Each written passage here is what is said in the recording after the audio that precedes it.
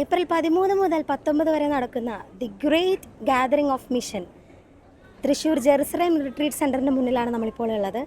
നമുക്കറിയാം, ഫിയാത്ത് മിഷൻ്റെ നേതൃത്വത്തിൽ മലങ്കര സഭയും ലത്തീൻ സഭയും സീറോ മലബാർ സഭയും ചേർന്ന് ഒരുമിച്ച് അണിനിരക്കുന്ന അന്താരാഷ്ട്ര തരത്തിലുള്ള മിഷൻ പ്രവർത്തനങ്ങളുടെ അവരുടെ തന്നെയുള്ള ഒരു സ്റ്റാളുകളാണ് ഇന്നിവിടെ അറേഞ്ച് ചെയ്തിരിക്കുന്നത്.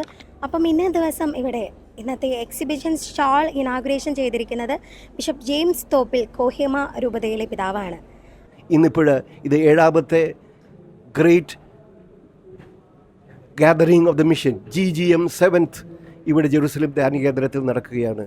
2026 ഏപ്രിൽ 13 മുതൽ 19 വരെ. ഇന്ന് അതിൻ്റെ ഉദ്ഘാടന കുർബാനയായിരുന്നു. ഞാൻ നിൽക്കുന്നത് ഇവിടുത്തെ എക്സിബിഷൻ ഹാളിലാണ്.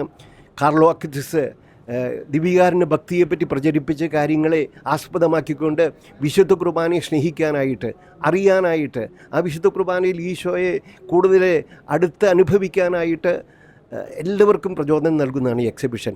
ഇങ്ങനെ വ്യത്യസ്തമായിരിക്കുന്ന പരിപാടികളിലൂടെ മിഷനെ സ്നേഹിക്കാനും അറിയാനും മിഷണറിമാരാകാനുമുള്ള ആവേശം എല്ലാവർക്കും നൽകാൻ ലക്ഷ്യം വെച്ചുകൊണ്ടുള്ളതാണ് ഈ GGM 7 ജെറുസലേം ധ്യാന കേന്ദ്രത്തിൽ നടക്കുന്നത്.